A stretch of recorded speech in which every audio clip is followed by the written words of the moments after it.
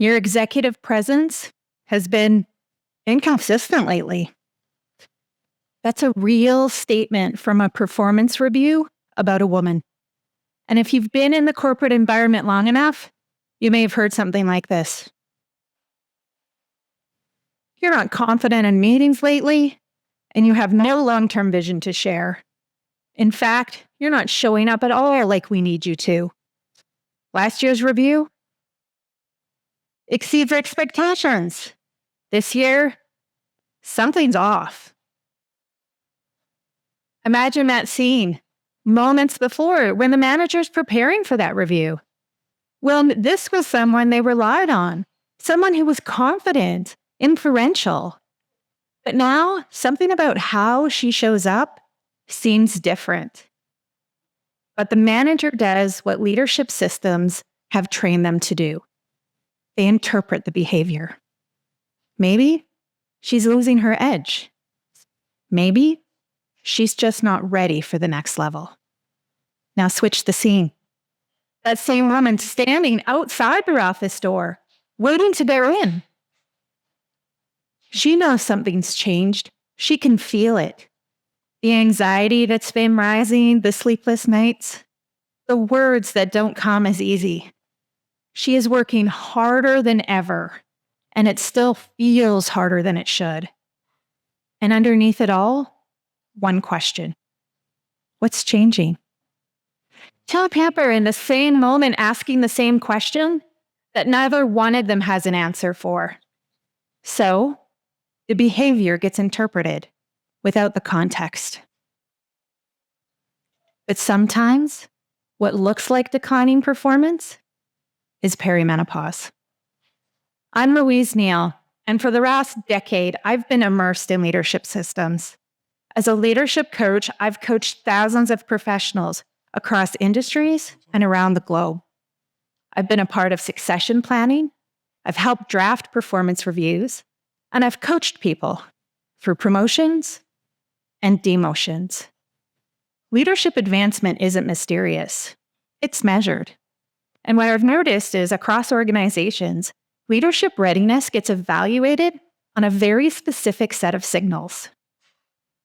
Are you visible?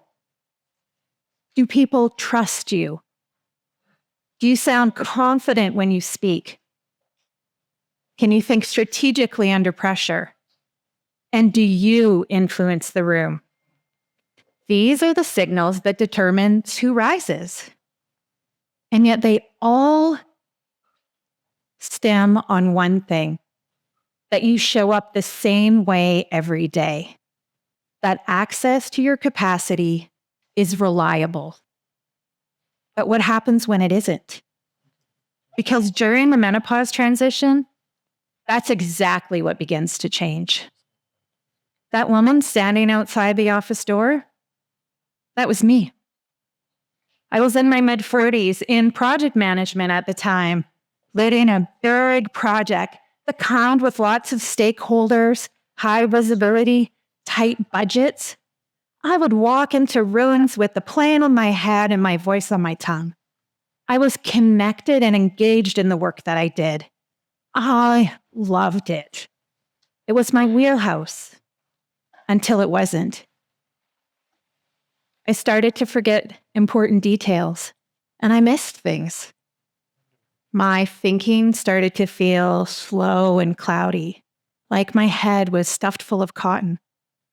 Those meetings that once energized me started to create anxiety and feel really exposing. I overprepared. I brought notes to meetings where I used to bring opinions. I second-guessed. And slowly, responsibility shifted. A meeting I once led, reassigned. A decision I once owned, reviewed. And a conversation I would have driven forward, moved on without me. But the worst part, it looked like a competence issue. It felt like a competence issue. I started to believe it was one. Now, if you've ever stepped into a room and completely forgotten what you're doing there, you know exactly the feeling I'm talking about. So I did what a lot of women do. I got quiet. Because in leadership rooms, silence gets noticed, hesitation gets remembered. What I didn't understand at the time is that I was in perimenopause. I hadn't even heard that word before. I thought menopause was something that happened much later in life. And after a couple of hot flashes, I would be done. But when the body's production of estrogen and progesterone begin to change, we enter perimenopause. And that doesn't just impact your reproductive system, it impacts every system. Your nervous system, your skeletal system, your adrenal system, everything. And it shows up in things like heart palpitations, cognitive problems, joint pain, and a whole bunch of other things that show up in your 40s. Menopause doesn't arrive on the scene until your early 50s, and then the ripple effects can last for years later. That is not a moment. That can be a decade. What nobody's talking about is during that decade, it's not mostly about hot flashes. The things that hit the hardest are the invisible things. The disrupted sleep, the heightened anxiety, the stress, the brain fog. They impact your thinking, your confidence, your presence, your identity. All things that leadership culture is built on. But perimenopause isn't a system failure. Our biology isn't failing us. It's a software update. The hardware's still there. The experience is still there. The things that make great leaders, still there. What's changed is the operating system. And what we cannot do is evaluate an operating system in mid-update and call it broken. Leadership culture and performance management is based on the idea that operating systems never change. So when someone shows up behaving differently, we don't look for the context. More like a judgment. In Canada, there are just over 5 million working women over the age of 40. 1 in 3 will report that the symptoms of perimenopause and menopause directly impacted their job performance. 1 in 10 will leave the workforce completely because of it. And the estimated economic impact because women step back or step out completely, $3.5 billion every single year. Now, it's not that these systems are broken. It's that these systems are incomplete. Succession planning, performance management, leadership frameworks, they were designed to make things more fair, more consistent, more objective. And in many ways, they've done that. But they're all based on that one assumption. Human performance is stable. And that's the hidden flaw.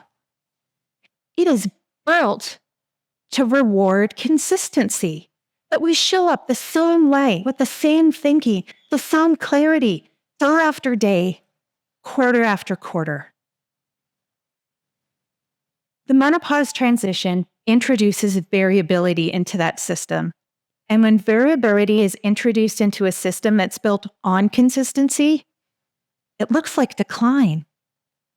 That is not performance failure. That's a measurement error. We are mismeasuring leadership.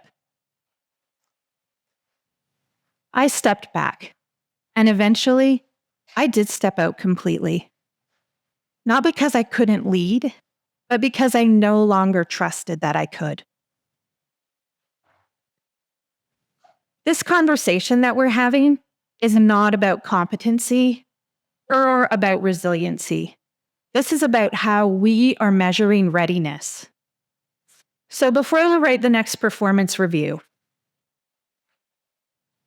when you notice the confidence of a top performer starts to waver, pause before you score it. And instead of writing, not progressing as planned or needs to show up more, choose curiosity before conclusion. Ask a question. I've noticed that there's been some shifts in how you're showing up lately. Is there anything going on that would help me better support you? Because sometimes what looks like declining performance is actually someone navigating change in silence. And if you're the one standing here on the outside of that door, questioning your competence, shrinking in rooms you once led, you are not alone. And you are not failing. You are navigating a complete system update inside a workplace not designed for it. If we continue to keep the perimenopause and menopause conversations out of the workplace, everyone pays. We lose experienced women right at the moment they're ready to rise. And in organizations, you feel it in retention, in leadership pipelines, in your boardrooms, and your bottom line. It's conversations that make space for a different truth. That sometimes what looks like decline is actually change. We've built workplaces on a very particular idea of harmony. Steady, consistent, predictable performance. But that's not what harmony is. Harmony isn't steady. It's not consistent. It's designing systems that stay fair while humans move through change. Because every time we confuse biology with incompetence, we don't just lose talent. We lose leaders.